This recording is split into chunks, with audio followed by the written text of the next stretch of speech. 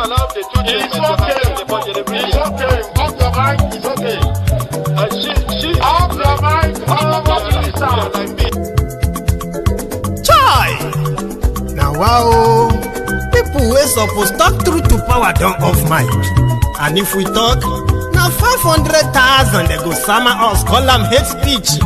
But fear not, Maiyegun don't come. Him go torchlight every corner, nooks and cranny of all these bad people where they spoil our country.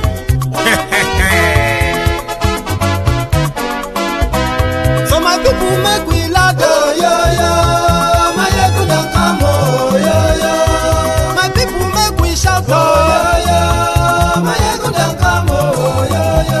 Maiyegun don't come, man of the masses, oh, yo, yo. Maiyegun don't come, oh, yo, yo. Maiyegun diary politico, oh, yo, yo. Maiyegun don't come, oh, yo, yo. This one not the off in mind, oh, yo, yo. Maiyegun don't come, oh, yo, yo. And in the touchlight every corner, oh, yo, yo. Maiyegun don't come, oh, yo, yo. Okay, some people be they holla say they want the power. Chai, them be promise us say we go get light and power. Nah. Them hustle sote they can't get the power. But now they know they do anything with the power. Sure. Every day, dollar just they get the higher power over naira. See them talk say make we off mind. But thank God say Maiyegun don't come. So my people make you laugh, oh, yo, yo. Maiyegun don't come, oh, yo, yo. My people make we shout, oh, yo, yo. Maiyegun don't come, oh, yo, yo. Maiyegun don't come, man of the masses, oh, yo, yo. Maiyegun don't come, oh, yo, yo. Maiyegun diary politico, oh, yo, yo. Maiyegun don't come, oh, yo, yo. This one not the off in mind, oh, yo, yo. Maiyegun don't come, oh, yo, yo. Person where they do evil, no one make person talk. Them say that Maiyegun, that man too they talk. He too they talk. Say Maiyegun diary, he they hot like pepper. But every day then they take money in bulk. Kwam and pikin they the street they hawk.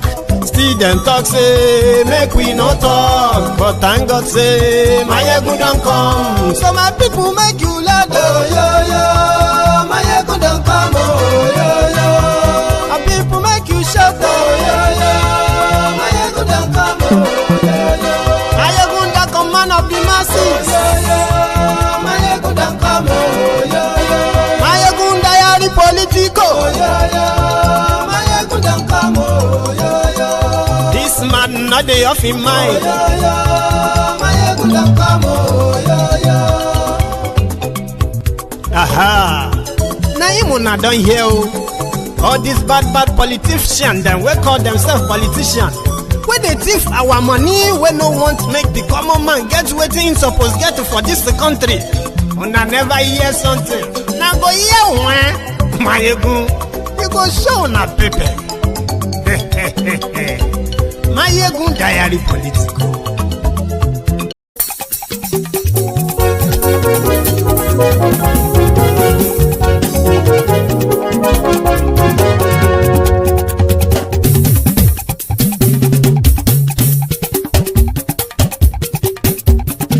Maiyegun làwa mọ̀ làmọ̀ tó dòdòdò. Maiyegun diary Maiyegun number one. Maiyegun làwa mọ̀ làmọ̀ tó dòdòdò. Maiyegun diary Maiyegun number one. Just to save our time. Hello there. Good morning to you. Good afternoon to you, and good evening to you from wherever you're joining us. It is brunch time with Maiyegun live.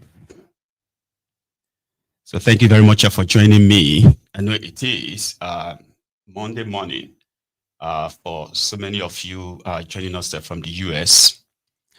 And of course, it is lunchtime for those of us in Europe and Africa, maybe almost midnight for our viewers in the other part of the world, or whatever time it is that you are joining us. Thank you for joining Maiyegun's brunch time this hour.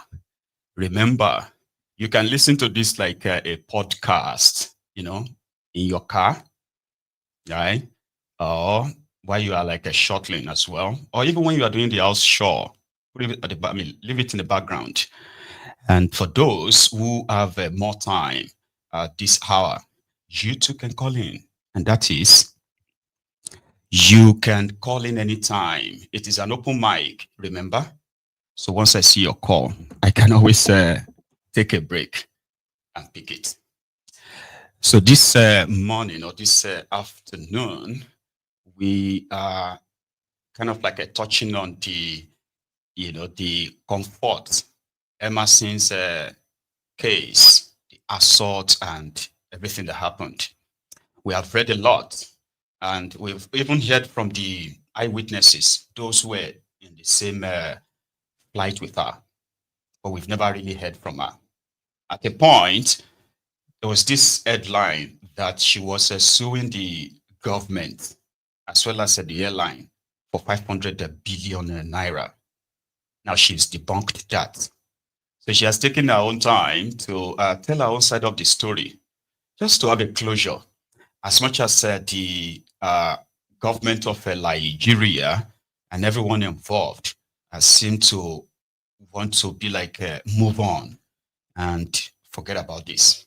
Maybe it's inconsequential, but for us on Maiyegun's Diary Political, you can call it a closure. Our story is a bit different, right? Not too different from what we have heard, but the part where she was accused of, having a verbal exchanges with the air hostess, she debunked that. They said she was told to switch off her phone, and she objected, which she denied, and other people sort of like denied that too. Then she was held hostage on the aircraft for the airport security to come and get her. So we couldn't start with that. And then we're going to touch on the latest from Soludo, that is now celebrating his Pyrrhic victory in their by-election. All right. So I am also going to share that with us and a few others as well. So first, it's going to be Comfort, Emmanson, the Kwam2 guy, lady. A story. Hello everyone. Good morning, good afternoon, good evening, depending on where you're watching me from. I want to come out fully to appreciate God Almighty and everyone that stood by me, that fought for me when I was in prison. When I came out, the love I saw, the support I saw from you people, I was never expecting it. For a commoner like me, you guys fought for me, you guys stood by me. I want to appreciate you all. I said that God Almighty will bless you. So on the 10th of August, on Sunday, I boarded a flight from Uyo to Lagos. So when we're inside the aircraft, the normal procedure happened. The lady Juliana was telling everybody from the front, from the front seats, coming to the back because I was at the back. So she came to me. She said she came to me. So while she came to where she was coming forward, so she came and I was struggling to put my phone. I was putting my phone on flight mode. So she said no, that I have to put it off. So I told her that one of my phones, because I was with two phones, one of my phones is for a fault. The phone is bad. The power button is bad, precisely. So I showed her that the power button is bad. So she said I can put off my phone without the power button. I said okay. So she said I should go to my settings. So while she was telling me go to your settings and all that, I went to my settings. So she said go to your general. So while trying to do that, the pressure from her, so the man that was sitting on my right now helped me and off one of the phone, put one of the phone off while we are struggling on the other one that has the power button is too. So she said I should go to the my general. I went to the general. I went to the settings and the general. So when I told her okay please, before then I told her please can you assist me and spell general. She said she cannot touch my phone. She can never touch my phone, children of nowadays. So I now turned to the guy that helped me to off the one of my phone. I told him, please, can you assist me and spell general? So the guy now collected my phone and showed me and spelled, like, type general on this thing. So when I went to her, like, okay, this is the general, I am here now. So the phrase that she was even giving me was not even encouraging. I had to, like, plead with the same guy again on my right. So please, can you please, like, do you know how to, like, she said, do you know how to, like, help me and off it from here, please? He now said, okay, no problem. He helps me and off the phone eventually. So now off the phone, the two phones, put it where it's supposed to be on the aircraft. And I thought, okay, I have offed my phone. So when she wanted to leave, she said, you will see. I didn't take that to heart because I've already, like, eventually offed my phone, which I was having problem in offing it. So I eventually off the phone. So that was it. When we landed Lagos, everybody was going out of the aircraft. I was pressed. I went to pee. So going to the toilet, somebody was already inside the toilet, and I had to wait for the person to come out. So when the person eventually came out, I went inside and pee and rushly come out. I cannot stay inside the aircraft, inside the toilet, because it's so small and so uncomfortable to be in there. So I now rushed, like, pee and packed myself again and come outside. So coming outside, everybody already left. I had to rush, carry my stuffs and move to rush out of the aircraft. So going out of the aircraft, this lady Juliana stopped me. And I asked her, why did you stop me? Why are you stopping me from going out of the aircraft? Everybody has left, so I need to go out. She didn't say anything to me. She was just, like, staring at me with the same bad eye. And that was when I, like, now, like, remember that this is the same person that, you know, was instructing me to put out my phone. I eventually did. So she said, she didn't say anything. No, she didn't say anything. She was just staring at me there with the bad eye. So that was when I, you know, on my phone, like, put the phone, started recording. That was when she backed facing the front and backing me. So I was just like, please, madam, leave the road, let me pass. She didn't answer me. She ignored me. And after the video, I picked the phone. When I picked the phone, that was when she noticed I was videoing her. So she now pushed me inside the aircraft back, dragged my frontal. This is the frontal I wore that day. She dragged the frontal, dragged the process of dragging my clothes, my gold from neck I was wearing. This is the gold I was wearing. She dragged it from my neck with the clothes. The process, like, my phone, everything went down and broke. The phone broke. Cut. The phone broke. Everything, like, even this phone. So I was like, no, why did you do that? Why did you break my phone, like, drag my frontal? The pain of removing my frontal, you know how frontal can be when you install a hair and then it's forcibly dragged out. It's so painful. So the pain of doing that to me, that was when I went to poke her. God knows that I can never go and poke an elderly woman, somebody that's old enough to be my mom. Poke her for what? Poke her. It was the pain she inflicted on me, the frontal pain, dragging my gold and everything on the floor. That was. So she was assaulted, in a nutshell. That all that happened before that particular slapping the air hostess was captured on camera. Then the subsequent other harassment of her too, where she got stripped half naked. So that makes sense. A lot happened inside, of course. In that moment, that stewardess, that air hostess, kept trying to drag her clothes, to tear her clothes, which she did. She succeeded, tearing her clothes and all that. And in the process, you know, pulled out her bosom. That she's now saying, you know, traumatizes her. You get it now? That she can't go out. She's afraid because people have now kind of like downloaded that video, cut out that part, used the picture, stickers, and so many things on social media. So let her finish the story.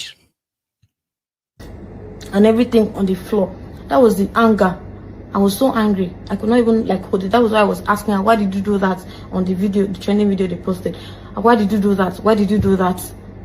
I asked her, why did you do? Because you dragging my frontal wig and like dragging me, calling me a prostitute at the process.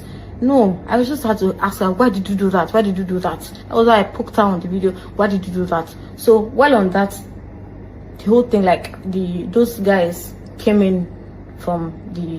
inside the aircraft and like started like surrounding me, and I was like, why?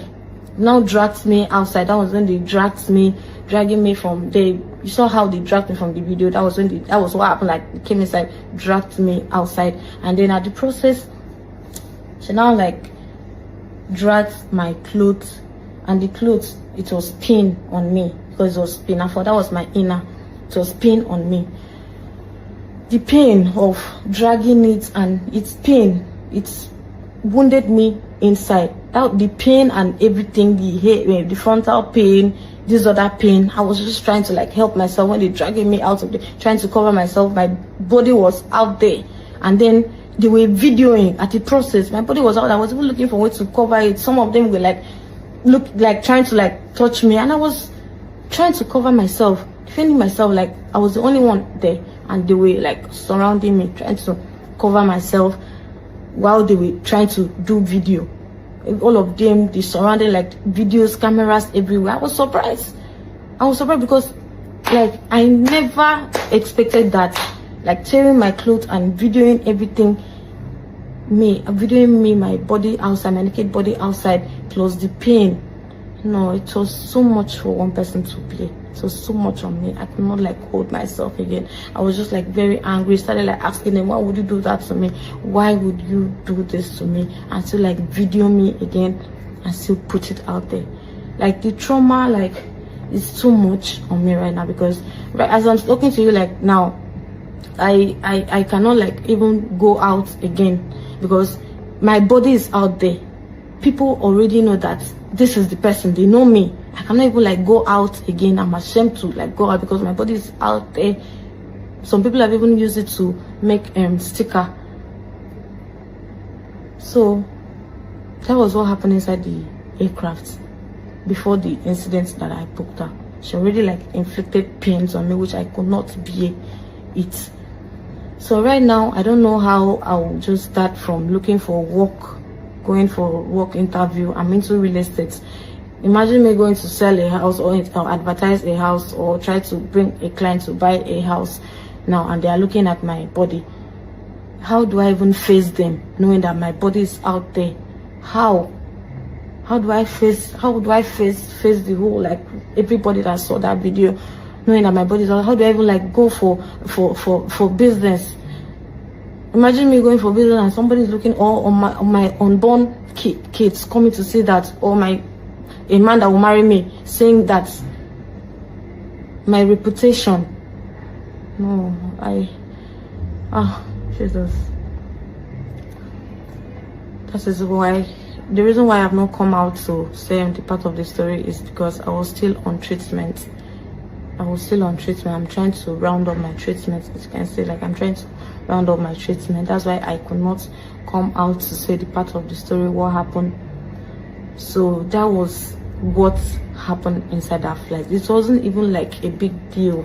I never expected that incident, offing her phone, which I was trying to, not like when she said I should off the phone, I was like telling her no. I told her why the phone was still on, that it was because of the power button.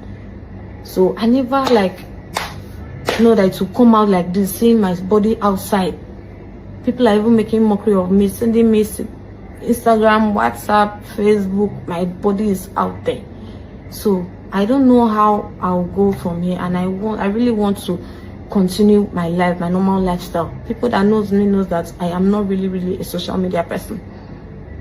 So I don't know how to face the whole, like the people that saw my video, my family, people that saw the video, facing them, doing business with them, coming to do business, and somebody is watching my body. It's so embarrassing. I don't even know how to come about with that. So this is the part of the story. This is all that happened inside the aircraft. So I'm happy I'm strong enough to be able to talk now. So please, this is what happened. I'm not a trouble person. I am not a nuisance. People that know me in real life, they know the kind of person I am. So that was what happened inside the aircraft, which I never expected that it would be like escalate like this. Because not like I refused. This is not the first time I'm traveling. I never refused to off the phone. I only told her that my power button is bad and I needed her assistance to do that, which she refused. But the passenger that was sitting close to me assisted me eventually off the phone. So I thought that was it. So please, this was what happened, and I'm happy I've come up to tell you people what happened. But I'll round up my treatment, and I pray I should fully recover from everything and move forward and go back to my normal lifestyle. Please. Thank you very much, and God bless you. You're welcome. Now you've heard and just like when it happened, right, where everyone just took sides, all right, we haven't heard from the aerostess, I think, if she's going to tell us her own side of the story. From Kwam2's side of the story, she did not mention the aerostess verbally abusing her. You get that now? It was an exchanges, and the only time they seem to have, simple exchange or exchanges was when he insisted that he could turn off her phone without the power button, in which she said, well, I don't know how to. So she wanted her to help. Comfort wanted the aerostess to help her, but she said, no, I won't touch your phone. And then she murmured, children of these days. So none of that sort of like, tally with the initial report of the verbal abuse, which also got a lot of young people kind of like upset with the older people. So she didn't mention that. Maybe she skipped that. But the part where we were also told that while she was leaving the plane, the aerostess stopped her, pushed her back so the other passengers could leave. That part also seems not to be true.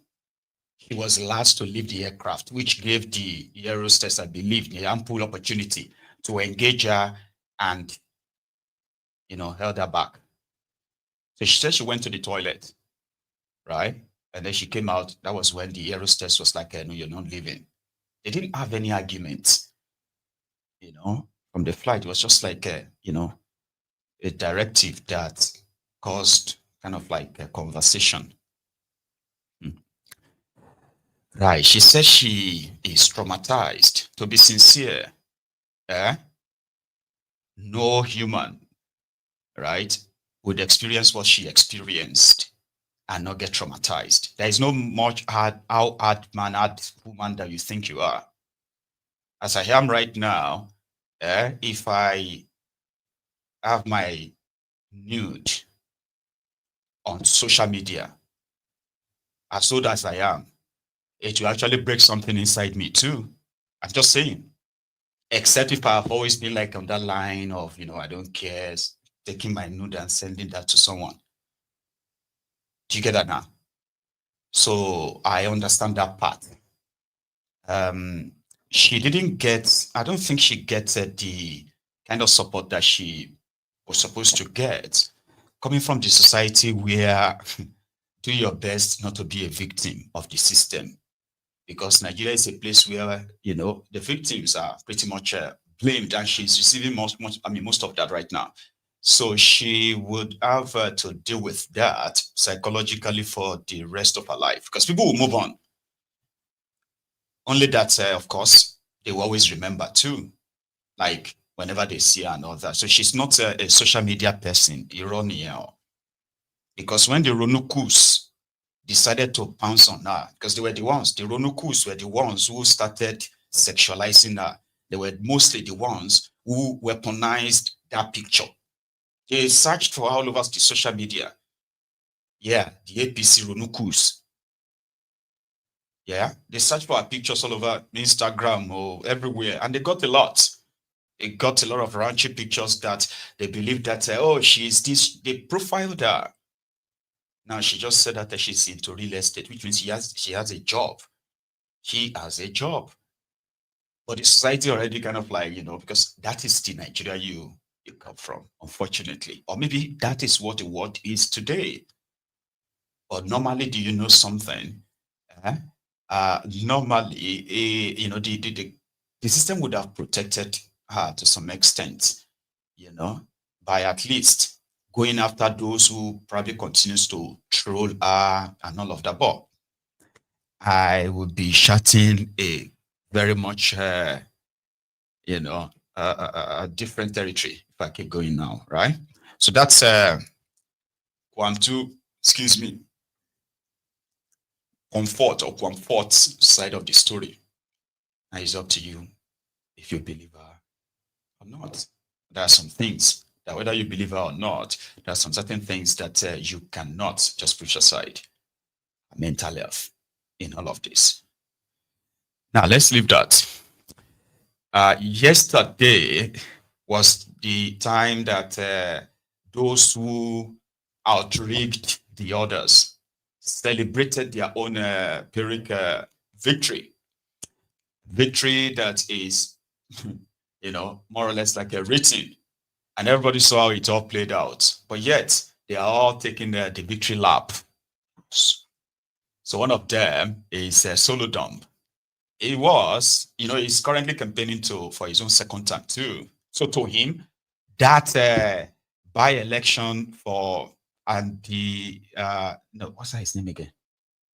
Ifeanyi Ubase's seat, senatorial seat, which has now gone to the APGA. So Soludo, right, was on a podium yesterday where he categorically declared that Labour Party of Peter Obi, ADC of coalition, they are dead in Anambra State. Yeah. Are they? Yeah. Soludo. And in the history of Anambra State. For me, it was just another, by-election. Let's just go and have the votes. We are focusing on November 8th. In the first one, we had two consequential elections. The first one happened to be, Onitsha North. One constituency in the Anambra State House of Assembly. They made it almost like a war. Some religious fanatics put themselves under the fray. Very despicable. Because at an appropriate time, we'll respond to him. A book for whether it happens to be the constituency of the former presidential candidate of Labour Party. That's his state constituency. He lives in Onitsha. And all of them came. The senator representing the zone came. Even the senator representing Anambra Central threw himself into the ring. Member House of Reps, they threw themselves into the ring. It looked like this was an allied forces. They were coming. And who are they coming against? The people. They mustered all the allied forces. And you know what? The people of Anambra spoke. They wanted to use it as a testing ground for the new concoction called ADC in Anambra State. And guess what? That election came and APGA won 8/8. And we won with about 77%. Very emphatic statement. And the ADC, whatever, got less than 20%. The other ones, Labour Party, I don't know, almost zero. The signal that we sent there was that ADC and Labour Party are dead in Anambra. Now, APGA. Well, what's APGA? What's an APGA? If APGA in America. APGA, a club, the new concoction called ADC demonstrated what they are about. They already bribed youth called polling agents, and they took the booklets and already comprinted ADC, and wanted to bring it in. Mana APGA, is that how ADC is going to govern Nigeria? By fraudulently, by comprinting ballot papers before the election. That's what ADC is about. ADC does not exist in Anambra. And we showed it yesterday in 2 major elections.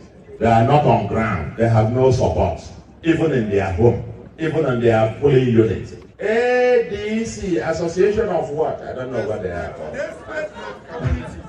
ADC, they had mere 2%. That's what they got. It says one thing, Labour Party is there. And you know what is interesting as well? Apuga defeated the Labour Party governorship candidate in his ward, defeated the ADC Labour candidate in his ward, who defeated all of them. It was a tsunami. Once you allow the vote to count, Apuga will always win minimum 75%. And then the Soludo. That was smooth. Do you know something? It sounds so stupid to me because he's sounding like a politician, not like an educated professor. By the way, that makes him sound so stupid to me, right? But people have said that he's such a very smooth storyteller that the Anambrarians actually find him amusing. Amusing. When he's blending that English plus Igbo, like up and down like that, like people just feel like, wow. You know? But he is a politician now. How did Apuga get 75% in Anambra? As much as people are saying that, you know, if Peter Obi was on the ballot for an election, everybody associated with him that time will likely win their own election, except if they are rigged. Somebody said that. In fact, more than one person said that. But with this senatorial election, state constituency election, by-election, Soludo still had to unleash the typical Niger political spirit, you know, that fraudulent one, the violent one. And then they will go out the following day after the rigging is done, everything's concluded in their favor. But they will even go to church and do thanksgiving and say, God Almighty gave us this victory. No, he didn't. No, he didn't. Here, grown men were denied access to their units in that same election, the Orafite, Ekulobia, and other areas where they had that by-election. Because he needed to send a message to thiefnubu. Even though thiefnubu, as a career criminal politician himself, I don't think he's fooled. Do you understand? Like, okay, you are doing by-election. That's the moment that you are expected to probably prove your mettle that, you know, you are in control of your state. The only time that they actually really have to test you is when you're having a general election, the proper one. As much as it's a charade, right? It's not always that smooth. But a community election, Baba, they still unleash. And again, this is not just APC and PDP, the terrorist parties. It's almost like every ruling party in every state too. I live national, state. Take a look at this. Of this nation. So if you are doing something of this nation, the law you are going to make, what are you thinking? What are you thinking? How are you thinking for the society? It's an evil. Election cannot be free. If election cannot be free and fair, there is no way you're going to give what you don't have. Allow people to determine who will represent them. It is the mandate of. There is no way we're going to allow this kind of thing. Allow you to steal the mandate of people. There is no way. And the worst part of it is, these people are using our military, our police officers, and they are the least paid in this country, in the world. They are the ones suffering most. If you see them, the hospital will be saving uncompleted building. The amount they are paying, they cannot be able to pay their house rent. But the same policemen and the military men are the ones aiding them to bring this kind of evil. It's an evil. How can somebody, old men and women, came out this morning to vote, to cast their vote, and somebody now came and took all the material to his house? To what was their choice? It's unfair. It's an evil. So we can't continue to allow evil to thrive in our society. There is no way. Thank you. So to stop this evil, our party men are going to sleep in this house until we see our ballot box. Thank you. All of us are going to sleep here today until we see our ballot box. Thank you. That is the mayor of Ekwusigo local government who has just expressed his concern about the happenings here in Olifte Ekwusigo local government, and the report is that the military operatives who are supposed to be the one to protect the interests of the commoners are now the ones constituting memes and thereby creating issues, creating errors, affecting the entire society, thwarting the effort of the electorate. And today we are here to put a stop to that. As you can see, we have groups and teams of electoral-operative agents, law enforcement agents here to stop the acts. This is the building where the people's mandate has been taken in. I want to say that the people of Ekwusigo and the general people of the 7 local governments says no to. I have a cracked voice. I understand. Thank you, sir. sir. The military men cocked their gun, wanted to fire me. I have to check. I don't have any other alternative. At least before I die, I need to let people know what killed me. I have to call them and tell them, please, where I am currently is not an INEC office. I'm demanding, based on interest of peace, we are not here for war. Any material that gets into this compound, let them quietly come out and go to INEC office. We are not asking for much. This is not INEC office. You cannot carry the materials that belong to Federal Republic of Nigeria. Federal government spent so much money and worked seriously to make sure that this election, by-election, is still happening in the whole 30 states of the Federation, that we are all affected.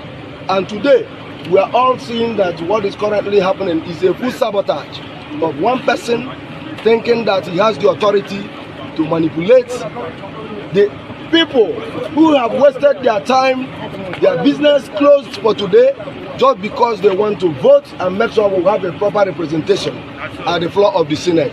And today, I am surprised a man who chooses to come down to Anambra State, Ekwusigo local government, and Orifte precisely, decided to come in with some soldiers and police and move into one of the polling units and picked up to 3 vehicles and moved into his compound.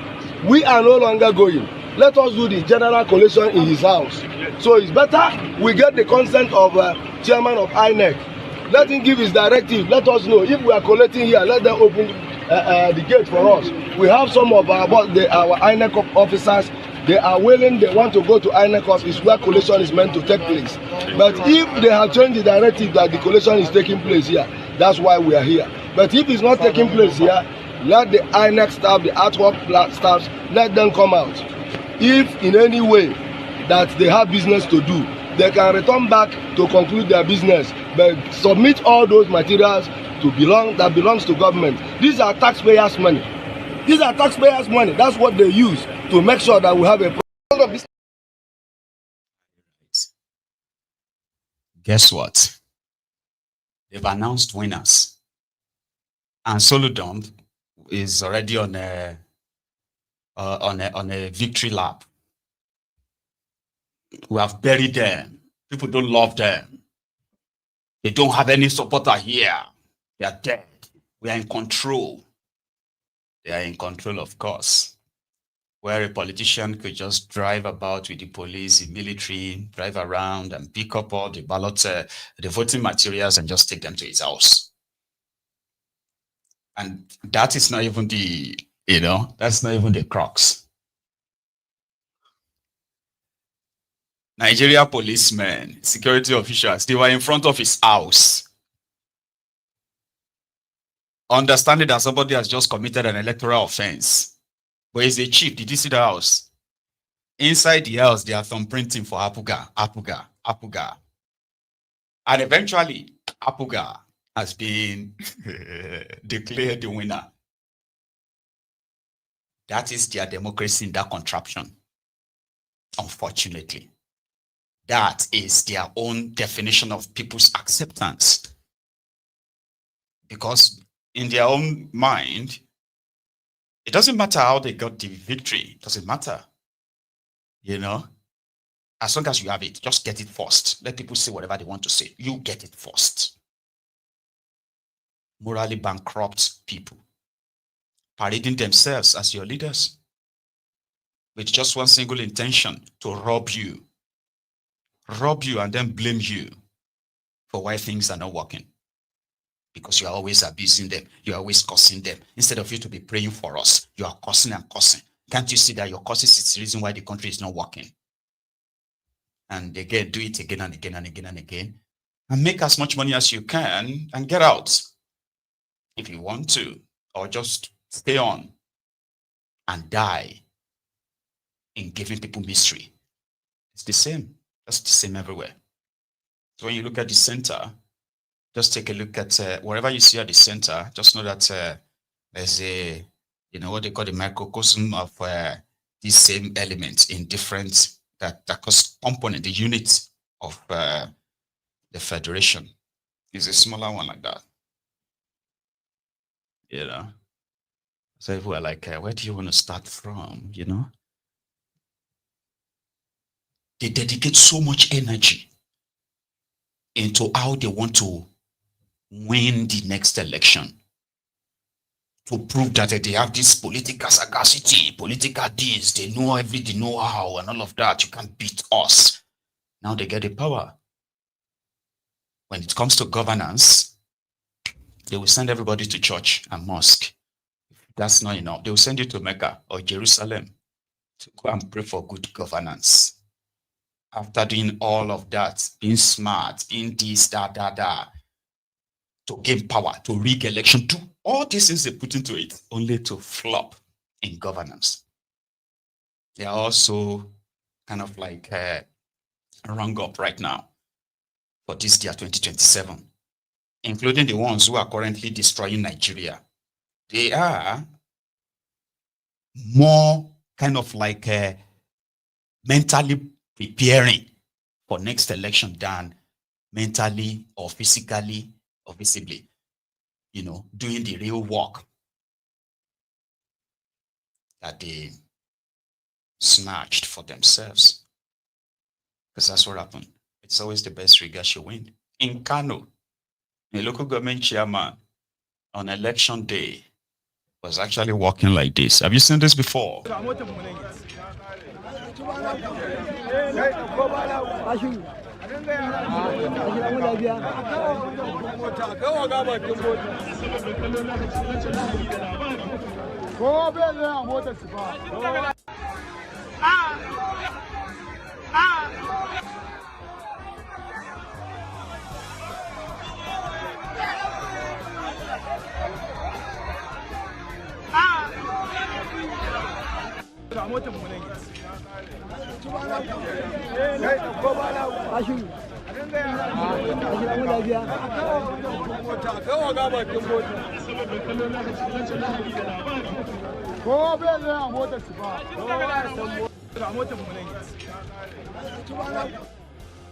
So the characters in politics,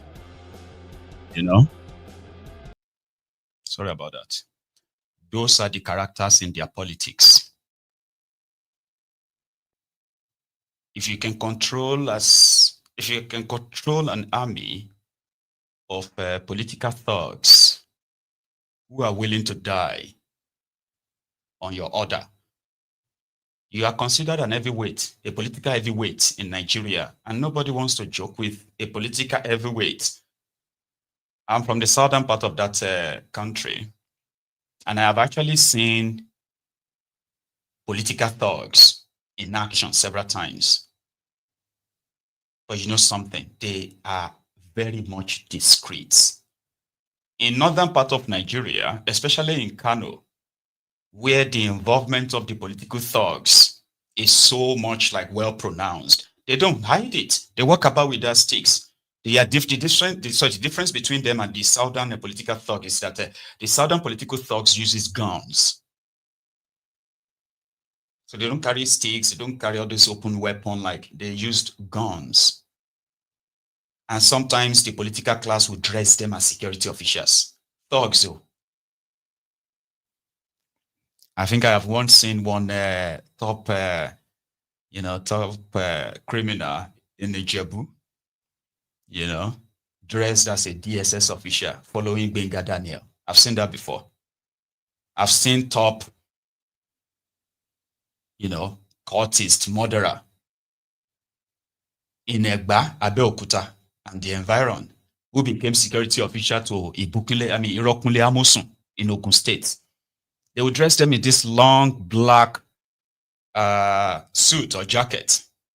Underneath it, they have their guns given to them by their political godfather. So they blend with the security, and whenever they want to disrupt anything, boom, boom, boom, boom, you'll be wondering why they are like, that's the difference.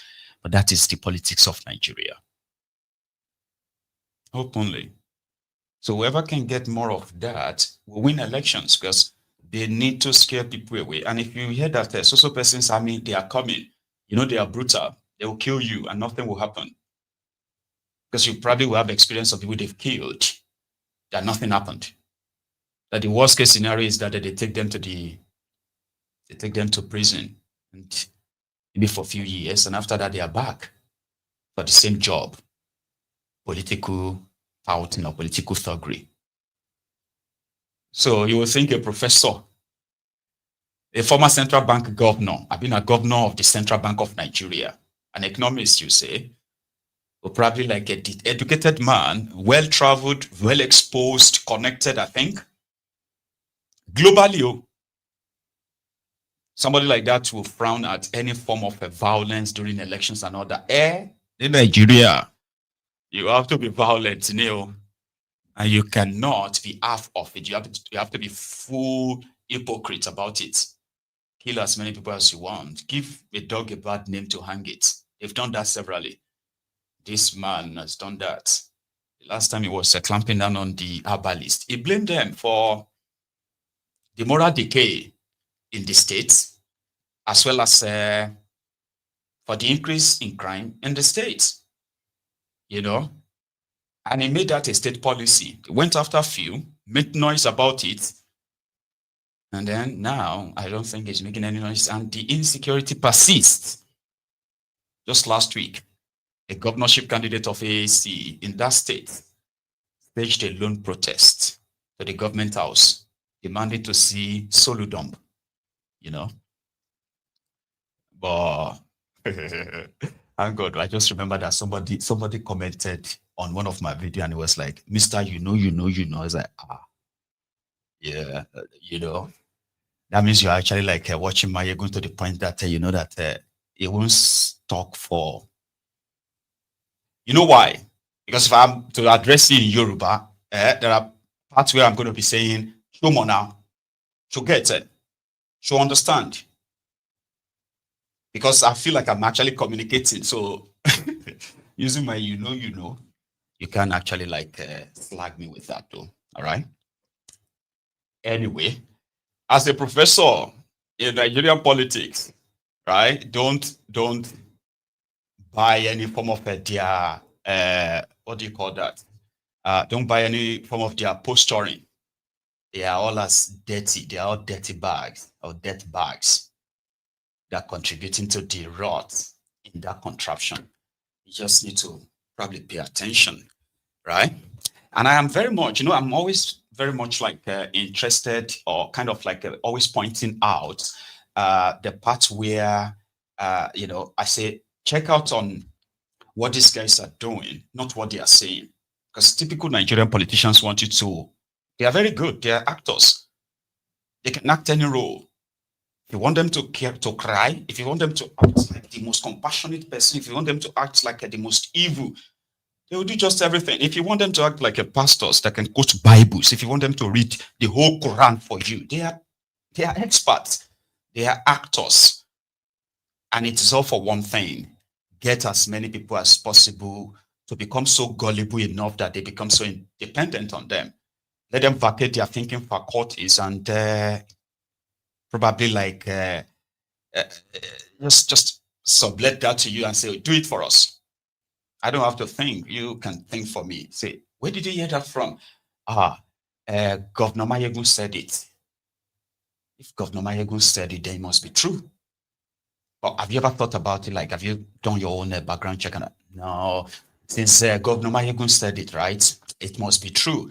That is a win-win for these criminal politicians in that contraption. They're so lucky. They don't even have to do much. Yeah? A system that produces them is the reason why you would never get anything real. And Shawara says something close to that, talking about how manipulative they are and what they have done to even coerce the supposed student community, student union of a country into politics of all right, sirs, yes, sir, money and all that, only for everybody to kind of like go back to square one. When they got the power, everybody go back to the trenches. Then they start creating content around their misery, around the problems that the criminal politicians are going to unleash on them.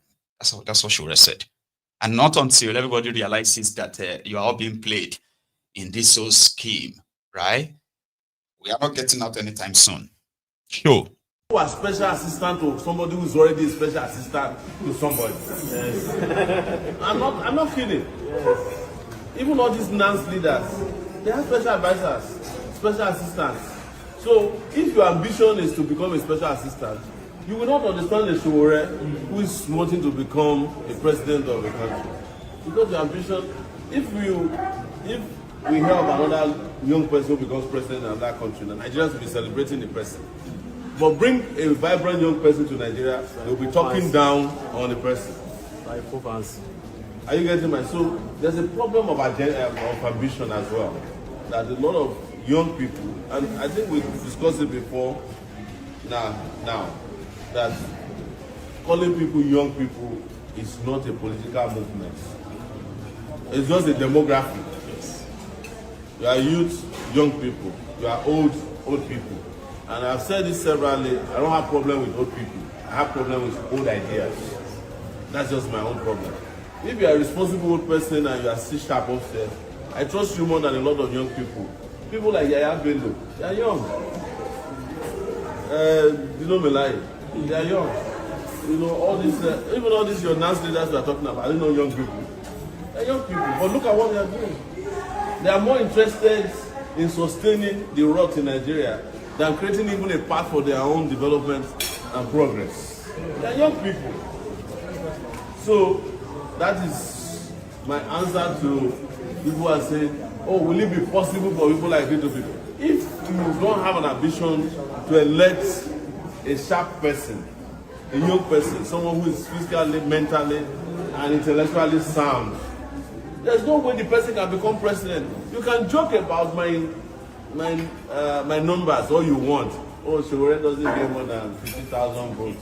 You're lost. The people who are getting 8 million votes, look at what they are doing to you. So will it not be better for a guy who can do the job, give him 20 million votes, than be mocking him that he didn't get 20? And I tell them, these people, especially our friends on the obedience, if you have 50,000 votes or 6.5 votes, all of us are losers. We all lost together. There is no seat for the person who is third position in a Nigerian presidential election.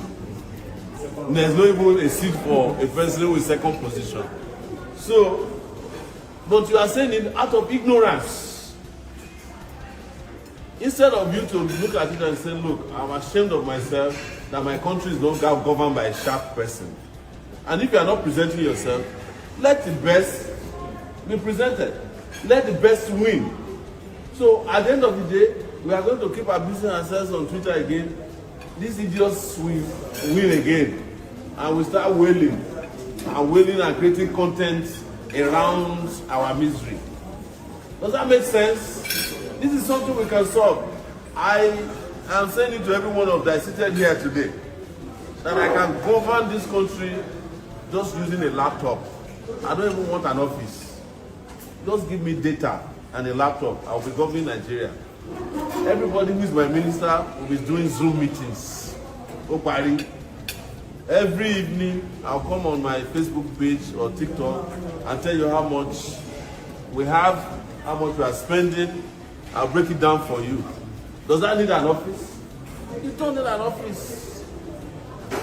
But the Nigerian president will have all this retinue of staff, 10,000 people. They cannot get anything achieved. In fact, if they call you an advisor, they give you the position because they don't want to hear from you again. That's the meaning of special advisor. Anything they advise. Yes. Any special advisor that goes to the president to go and advise him has lost his job. The last person to try it is that former obedient that came Baba was advising them when I said, did we appoint you to come and when we gave you the position, it's because you are notorious for making once from afar. Because that's what you are appointed for. And you say you are chief economic advisor to the president. I'm telling you, what do you know about the economy? If you know about the economy, why don't you go and be president of that? Anyways, on a serious note, that's our position on if I missed your first question, what was that? How can Nigerian youth organize? With one word. Sure. Mr. President, Oma need office. I go need office. The office of the president is not the office where you just need to be doing Zoom meetings. You get? And yeah, I like the part you can come on Facebook you won't have the time to come every evening though, but you can come to Facebook like maybe every week, right? To give people updates. But he's right.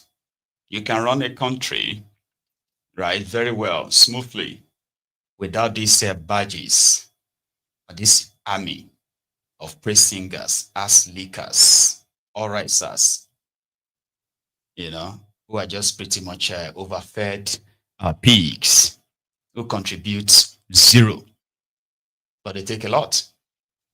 So he's right on the part. And he's also right that Nigerian politics is winner takes it all. He's right. There is no place for second runner-up, what do they call them? For second and third. It's a winner takes it all. And that is one spirit that keeps drowning the contraption, because a lot of people want to be the winner. The winner where you can do whatever you like, you can do fuck all.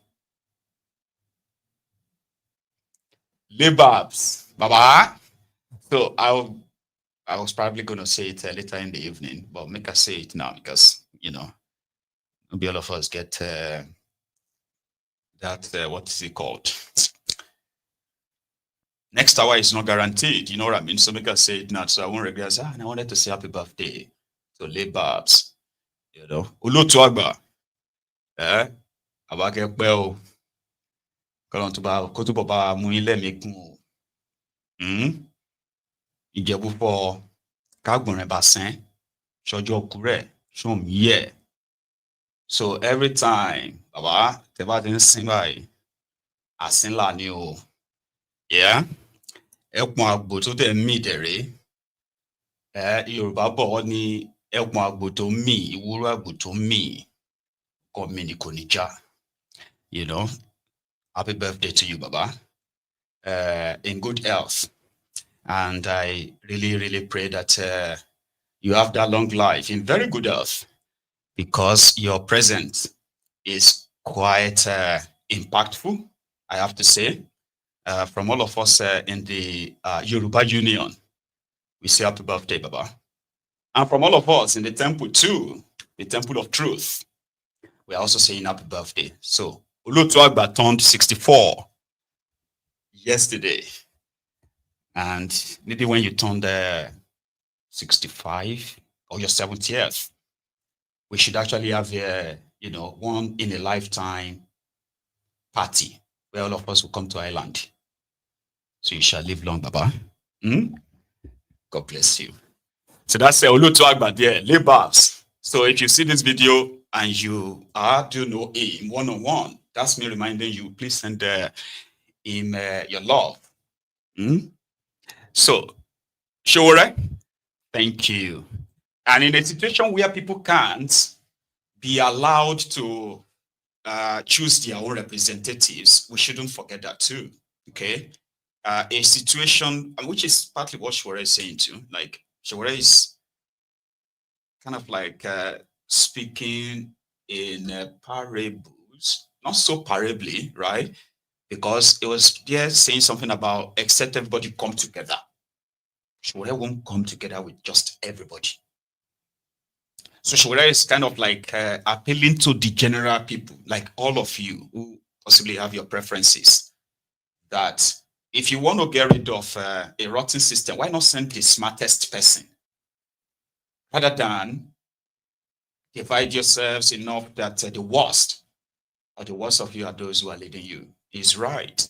Akpabiole, you know, is working with one walking stick now, right? Now, he just came back from London, where it was reported he went to have his knee operation. I don't know if they succeed yet, or it's still healing. So he returned back to Nigeria last night. And this is what he had to say.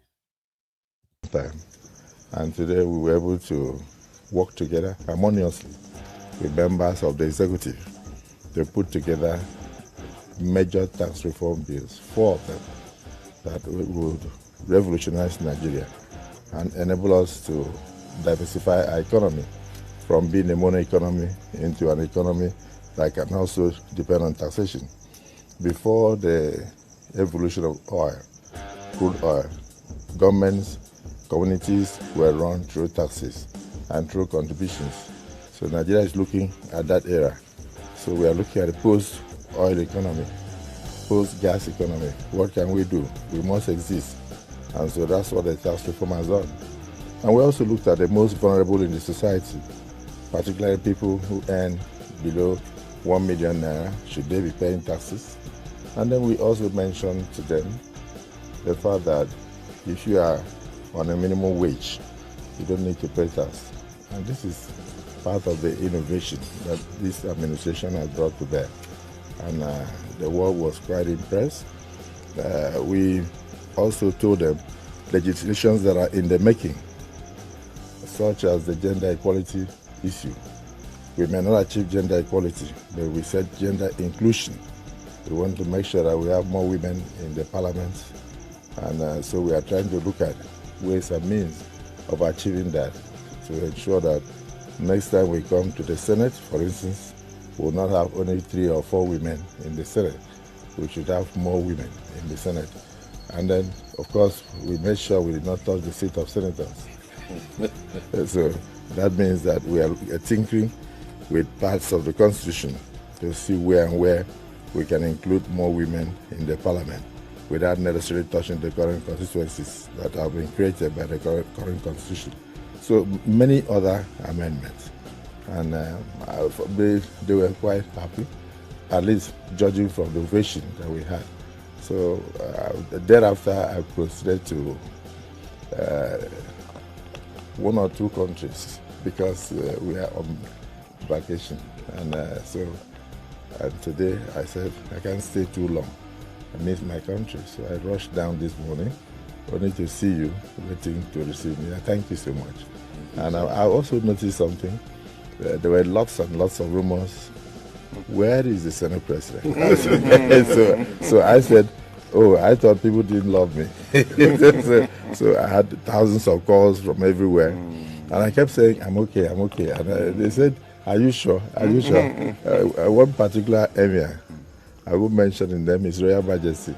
He said, okay, if you're okay, put it on video. No video. He said, put it on video. Let me see your face. So I did, and we started laughing. He said, okay, I'm satisfied. so I thank you so much, and I'm happy to be back. And of course, Mr. President has gone on diplomatic shuttles to try to bring more dividends of democracy to Nigeria. So it's important that I stay at home with the Vice President, if he's around, to make sure that we go forth with the service chiefs and others, so that we can tackle some of the insecurities and other issues that plague Nigeria. But I'm happy to be back. Thank you for receiving me. Thank you.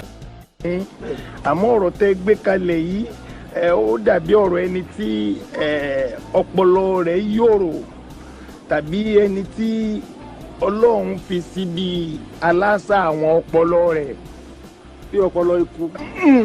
Ó jọ ọmọ bẹ́ẹ̀ tọpọlọ rẹ̀ ò tó nǹkan rárá tàbí ètò wà ń bẹ kó má tiẹ̀ wúlò mọ́ rárá. Now they say it's more or less like they are mocking you. Akpabiole came to the UK for healthcare. And these are the guys who are bragging, right? That they built hospital, they built stadium, they built blah, blah, blah, blah. When he was governor. How can you be governor of a state for 8 years? And there's no single hospital in the entire state standard enough to actually take care of you or any member of your family. And yet you walk about with this pride of, I am happy to be back. I'm happy to be back. Be back from where? From medical vacation. Shameless lot. But it's not their fault, oh. Their supporters will be asking you, if now you go, won't you go abroad to go and treat yourself? If now you go, do you not know that he has his own money before? Do you think he's using the money of Nigeria? He's a rich man. He can go anywhere in the world to get medical care. That's not the point. That is not the point. The point is that someone became governor, spent 8 whole years, and there is not a single hospital in his own entire state, not any part of the state that could actually really take care of his knee problems, knee or health. And you're not really kind of like sad that that's the reality of that contraption. I have had people already who are saying, they cannot, do you know that some of these people, they hate them. So you want them to use Nigeria hospital so that the doctors will now just kill them. Say, God, I want to down beg you. Make you just tell me. Sometimes I'm always like that. Sometimes, say, God, what exactly did I do in my first coming that prompted you that you will now punish me and send me to this place with these animals? People that give excuses for their own criminal leaders. I've never seen anything like that in my life. And I don't think I've ever seen anything close to it in my life. Ever. Your whole country, poor people, poor man Peking, is on social media explaining to the fellow poor man Peking that he should keep quiet for complaining that there is no working health care in the country governed by these strokes, and those who did all of that are receiving health care outside Nigeria. The poor man Peking is telling another poor man Peking to shut up. That the hospitals they built, the doctors they trained and hired will kill them in Nigeria hospitals because they hate them. Only luck gone. Those criminals in that contraption. One lock budget. They don't even have to do much. They don't have to do much. You know? Their victims are willing to tell you why what they have done is the best. You know? At least this one was once like this. So I will give you an instance of the point I'm trying to buttress. You have Rishi Sunak was in India. He was billed to meet Prime Minister Modi, but because that day was arranged for Modi to meet with Joe Biden, even though he made effort to meet the man, he could not. He had to meet him the next day. That's diplomatic protocol. And as far as we know, there was no plan for President Biden to meet with President Bola Ahmed Tinubu at the G20. So when they met, they shook hands. It was just the shaking of hands after they visited one of the Hindu sites or whatever. So there was no site. The point I'm trying to make is that the media machine of the president is projecting itself as awful and even worse than the previous administration. Because in the previous administration, they will give the information as it were, but they are not forceful in making the argument. In this one, they are forceful in the communication of misinformation, forceful in their misleading of the Nigerian people. And you often hear them say, we try as much as possible to be honest with Nigeria. It's not a big deal to meet this president. But don't make a mountain out of a molehill. Don't make it seem like photo ops and shaking of hands will amount to foreign investments as they are trying to project. By next week, when the president of Nigeria will meet President Biden based on protocol, that is when you can talk about sidelines. In fact, I told myself, if the G20 meeting and the Dubai, they try to make a whole caricature of our territorial integrity, by next week when they will meet with a lot of presidents, either in hallway, in photo ops and statements, there are no specificity, there are no deliverables, and there are no timelines. So this is the point we are trying to say. Focus on insecurity in the country. Okay, look at the National Security Advisor. He's like an elder brother or uncle to me. National Security Advisor is in every meeting of this government, political meeting, meetings that have nothing to do with national security. I will give you an instance of the point I'm trying to buttress. You have Richie Sunak.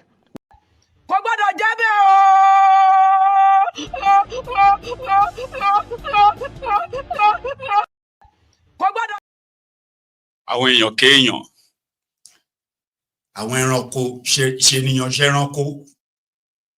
That was a Buhala. Dani Bulaba. Last year, before they drafted him in. And now he's now the team, he's part of the team that is lying to Nigerians, forcing lies into Nigerians, calling them names. Allahu Akbar. But they actually have their audience. Are you with me? I am seeing the Ronukus who are now calling El Rufaya a terrorist. The same El Rufaya they defended for 8 years. The same El Rufaya that was with a thiefnubu in Chatham House, Team Sheep, remember? Now, on that is part of opposition against thiefnubu. Suddenly, they now come back to us and say, oh, he's a terrorist too. Aregbe Baba Kabiru ran Osun State aground.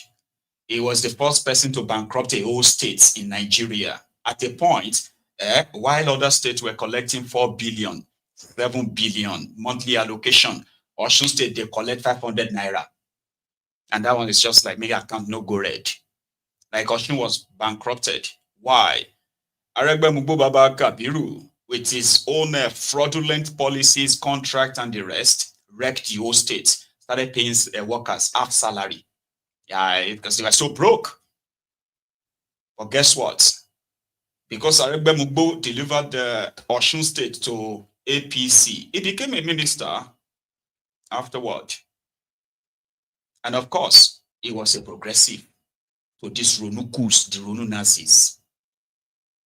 So the moment Aregbe Mugbo Baba Kabiru showed that he is not with a thiefnubu, now they are plotting to ban him in Yoruba land. He is now Omoale. He is enemy of Yoruba. Is this or that? The Ronukus, the worst of the worst, the dredge of the land, the sewage dwellers.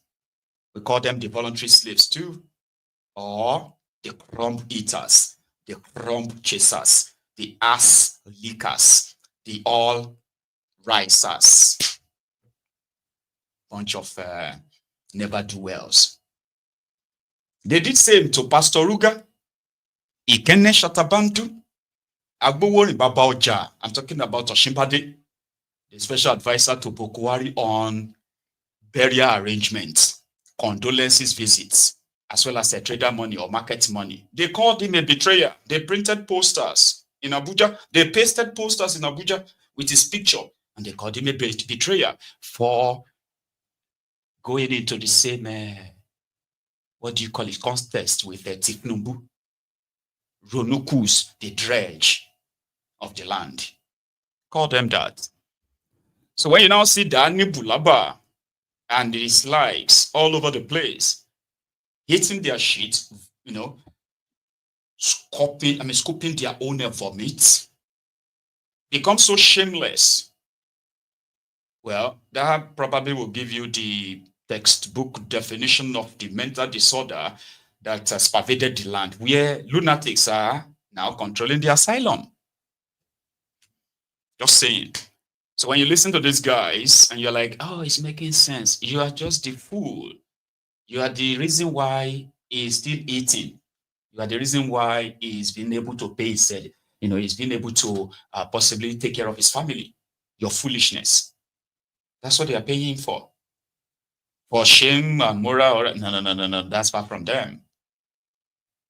They don't like Nigeria. They never did. And many of us never really did like Nigeria. Many of us just haven't seen the opportunity to prove how much we are worse than these rogues. And why? A system has been created to allow us to be like that. No patriotism, nothing nationalistic about that contraption. Everybody's looking for the opportunity. I just get my own time. So you condemning some of them today, you are just one step away from being the worst of their version because you have a system that allows it. So where are you going to learn your own from to be different? Probably you'll be more hypocritical than others. And that is why you have seen that those you saw yesterday, those criminals you had yesterday, when you compare what they did to you, as disgusting as many of them were, right? You are looking at these current active criminals and you're like, oh my God. There was a time that stealing 100,000 naira was considered as a death sentence. Then they started stealing millions, hundreds of it. Then they switched to billions. But now they are stealing millions in dollars because they can't steal trillions. Okay, they can steal trillions, but that's a lot. So they would rather steal it in dollars. And you see somebody stealing $400 million, $500 million. They're taking loans left, right, and center. And all you have is just abandoned projects all over the place, substandard projects. Projects that keeps going and going, but never ends. Because they are just the avenue for milking the country. It is the same cycle. And it's not their fault. It is the system that created that. Those of you who haven't had the opportunity yet, you probably are thinking you could do better. No, you can't. You won't. That's why we are demanding that the entire system, the entire contraption should be broken down. Some said break it up. I said break it up. Save it to save lives. Simply means that you have to turn it off and restart it all over again. Right? Or else. Here is someone who just had the experience. They call it a street experience. You probably have had it or seen people who have experienced it before. They call it being smart, but it's criminal. I bought an external hard drive recently in Benin City. Look at it. The product name is Samsung. So this hard drive, I got home, I put in some files into it. The next day, I checked the files, I couldn't see anyone. I was shocked. I put in other files again. In fact, within few minutes, I could no longer see the things I put in it. And it takes time to even accept those files. So I was curious. This is a new hard disk I just bought. What could be the problem? I started to troubleshoot. I said, okay, let me open it to see what may be wrong with it. So I was forced to open the hard disk. Let me open it for you. So I opened it and behold, look at what I am seeing inside. Can you see it? They just put iron there to make it to have weight. Then put something like a chip like flash drive in it. Look at what I bought as hard disk. And just look at it. I bought this in Benin City, Nigeria. Just imagine what I bought. So these are the kind of things we see in this industry. Well, I've since bought another one, so I'm turning this off.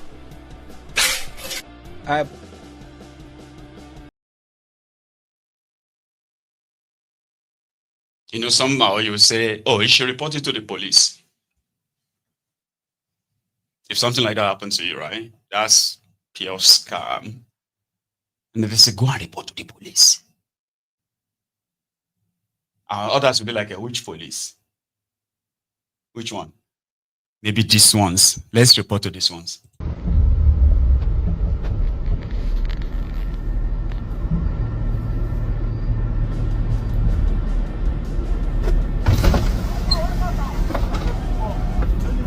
Yes, give him the money back.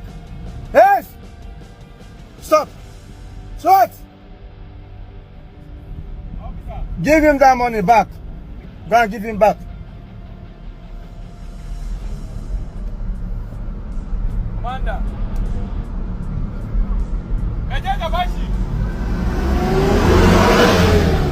Give him the money back.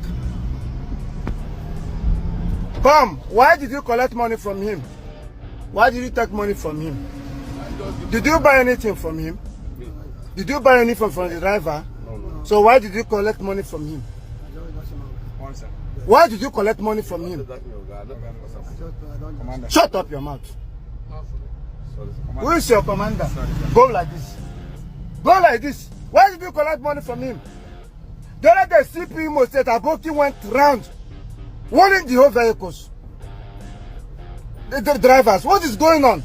Can't we do things right? Can't we do things right? Don't worry.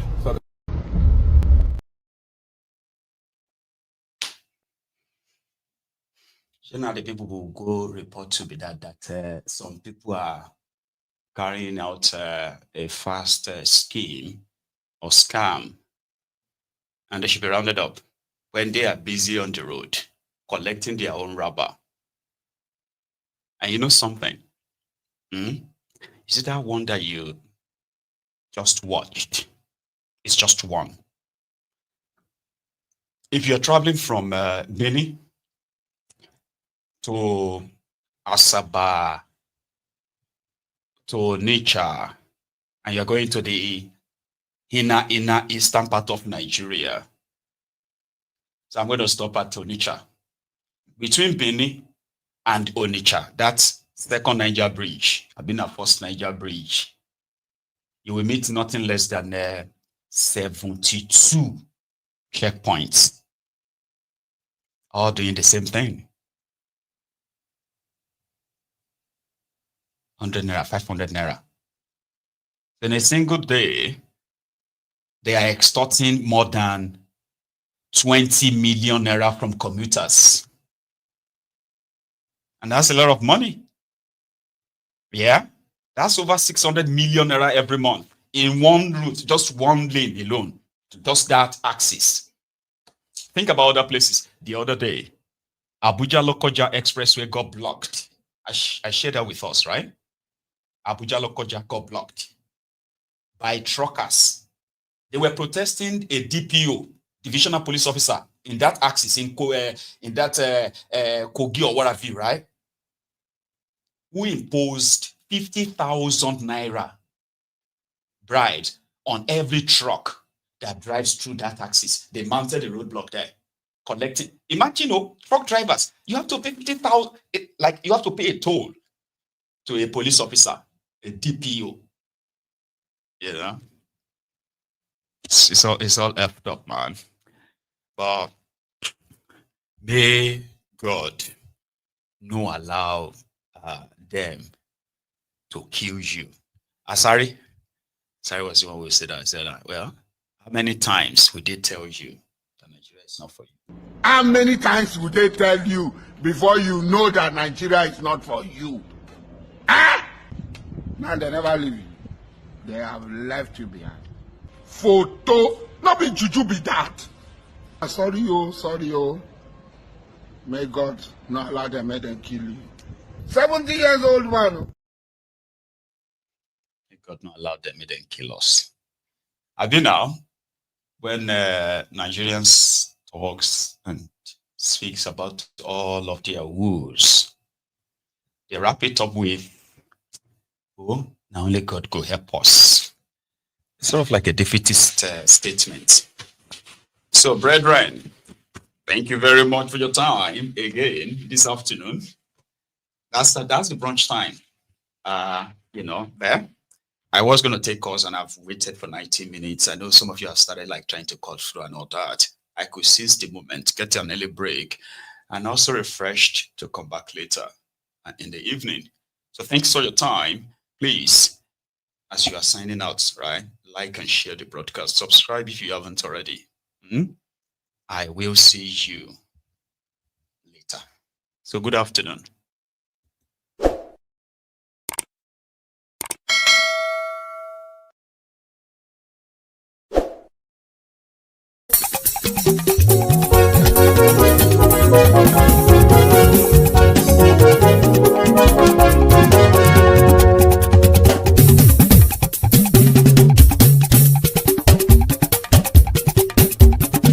Maiyegun làwa mọ̀ làmọ̀ tó dòdòdò. Maiyegun Diary Nayibi #1. Maiyegun làwa mọ̀ làmọ̀ tó dòdòdò. Maiyegun Diary Nayibi #1. Maiyegun ti dé o ọ̀rẹ́ ara ìlú. Maiyegun Diary Nayibi #1. Lórí Facebook lórí YouTube. Maiyegun Diary Nayibi #1. Gbogbo bó ṣe ń lọ ni Maiyegun já wa sí. Maiyegun Diary Nayibi #1. Àṣírí ọ̀jẹ̀lú kì í bò níbẹ̀ o. Maiyegun Diary Nayibi #1. Bó bá ṣe eré àní Maiyegun máa wí. Maiyegun Diary Nayibi #1. Ó sì tún ṣe eré wàá gbọ́ níbẹ̀ o. Maiyegun Diary Nayibi #1. Maiyegun Diary politico. Maiyegun Diary Nayibi #1.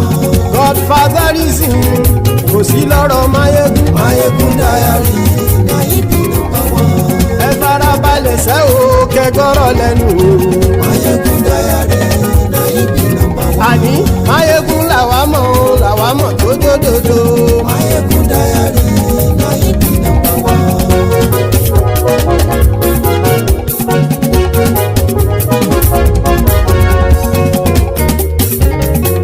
Àní ẹ̀sùn rákì. Maiyegun ti dé. Maiyegun ti dé. Ọ̀jẹ̀lú ẹ̀sùn rákì. Maiyegun ti dé. Àní ẹ̀sùn rákì.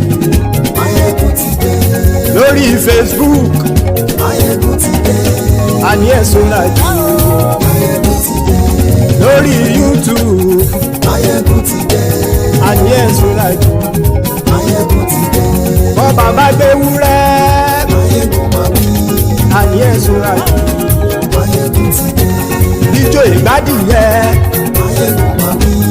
Àní ẹ̀sùn rákì. Maiyegun ti dé. Presido bá rúfin o. Maiyegun máa wí. Àní ẹ̀sùn rákì. Maiyegun ti dé.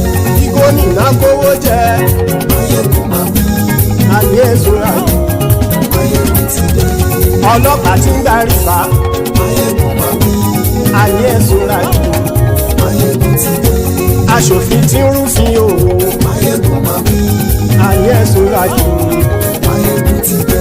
Òpùrọ́ olóṣèlú. Maiyegun máa wí. Àní ẹ̀sùn rákì. Maiyegun ti dé. Ọ̀jẹ̀lú ẹ̀sùn rákì. Maiyegun ti dé. Àní ẹ̀sùn rákì. Maiyegun ti dé.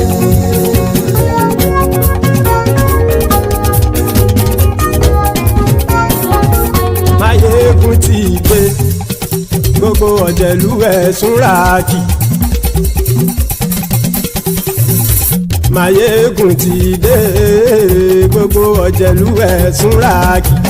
Ṣùgbọ́n ní bá ti ṣe èyí tó yẹ kí wọ́n ṣe, ọmọ bá dèrò ní fi wọ́n níran o. Maiyegun ti dé. Gbogbo ọ̀jẹ̀lú ẹ̀sùn rákì. Maiyegun ti dé. Gbogbo ọ̀jẹ̀lú ẹ̀sùn rákì. Ṣùgbọ́n ní bá ti ṣe èyí tó yẹ kí wọ́n ṣe, ọmọ bá dèrò ní fi wọ́n níran. Wọ́n fowó bẹ́ẹ̀ o. Maiyegun ó sọ pé wọ́n ò fẹ́ bẹ́ẹ̀. Wọ́n fowó bẹ́ẹ̀. Maiyegun ó sọ pé wọ́n ò fẹ́ bẹ́ẹ̀.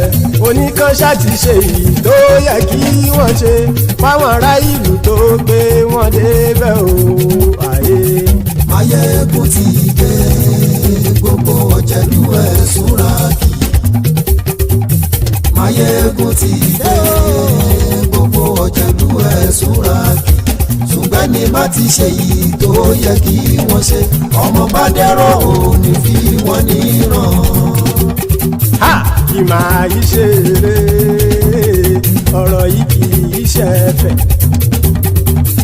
kì máa yí ṣeré ọ̀rọ̀ yìí kì í ṣẹ̀fẹ̀ ẹni bá ti lè lẹ́bọ̀ lẹ́rù o ọmọ bá dèrò kàṣà ìtú wọn síta. Maiyegun ti dé gbogbo ọ̀jẹ̀lú ẹ̀ súnra kì Maiyegun ti dé gbogbo ọ̀jẹ̀lú ẹ̀ súnra kì ṣùgbọ́n ní bá ti ṣe yìí tó yẹ kí wọ́n ṣe ọmọ bá dẹ́rọ̀ ò ní fi wọ́n níran. tẹnitẹni ọmọ Maiyegun ọ̀rẹ́ ara ìlú mọ̀mọ́ ni mo fọlọ́hún sọ ẹ̀ bá kìlẹ́bù lóòótọ́ olódodo ìlú ọ̀tá ìlú mọ̀mọ́ ni ìwọ ṣá máa ń ṣọ́ra kò sì mọ́ bẹ̀rù bọ́tà ń lè rí bóníṣègùn lé káwọn mọ̀mọ́ fi ṣera wọn ni ó ti dẹrùn tí wọn ò gbọ́dọ̀ sè mọ́bẹ̀. èèpo ọ̀bọ lọmọ bá dérò tàjẹ́ ò gbọ́dọ̀ jẹ́ ó ti dọba lórí àbínú ẹni kò sì mọ́ bùyà àìsíwọ̀lú ní ẹnìkẹ́ ìgbódì ẹyin lábàrá o ó kó ẹni tó bá dán o ákàmù. Maiyegun ti dé gbogbo ọ̀jẹ̀lú ẹ̀ túnra kì Maiyegun ti dé gbogbo ọ̀jẹ̀lú ẹ̀ súnra kì o ẹni bá ti ṣe yìí tó yẹ kí wọ́n ṣe ọmọ bá dèrò òní fi wọ́n níran o. Maiyegun ti dé gbogbo ọ̀jẹ̀lú ẹ̀ súnra kì Maiyegun ti dé gbogbo ọ̀jẹ̀lú ẹ̀ súnra kì ṣùgbọ́n ní bá ti ṣe yìí tó yẹ kí wọ́n ṣe ọmọ bá dẹ́rọ̀ ò ní fi wọ́n níran.